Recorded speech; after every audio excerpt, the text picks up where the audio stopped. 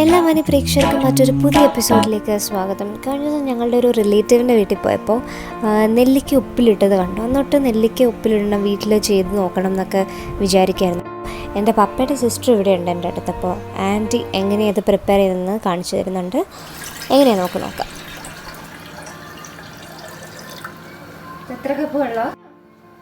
കപ്പൊന്നുമില്ല, നെല്ലിക്കയുടെ അളവനുസരിച്ച്.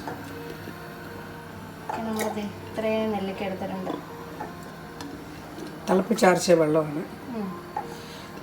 നെല്ലിക്ക നല്ലതായിട്ട് തുടച്ച് ക്ലീൻ ചെയ്ത് ആദ്യമേ നമ്മൾ മഞ്ഞളും ഉപ്പും ഇട്ട് നെല്ലിക്ക വെക്കും. എന്നിട്ട് തുടച്ച് നല്ല വൃത്തിയാക്കിയിട്ട് വെളുത്തുള്ളിയും തുടച്ച് വൃത്തിയാക്കിയതാണ്. വെളുത്തുള്ളി എത്ര എണ്ണം എടുത്തിട്ടുണ്ട്? ഒരു 6 എണ്ണം. 6 വെളുത്തുള്ളി. പച്ചമുളകോ? 6 എണ്ണം. 6 പച്ചമുളക്. ഓക്കെ. ഇനി ഉപ്പിടും, ആവശ്യത്തിന് ഉപ്പിടും. ഓക്കെ.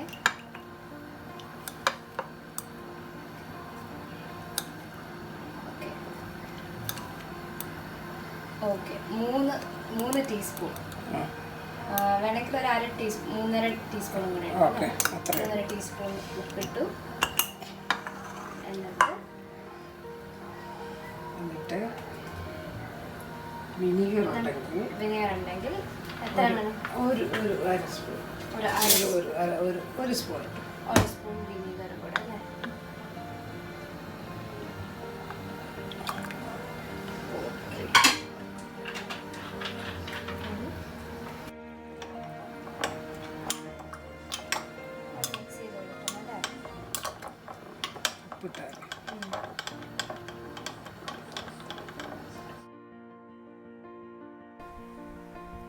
അപ്പോൾ ഇതൊക്കെയാണ് നെല്ലിക്കയുടെ പ്രിപ്പറേഷൻസ്. എല്ലാവർക്കും ഇഷ്ടമായി വിചാരിക്കുന്നു.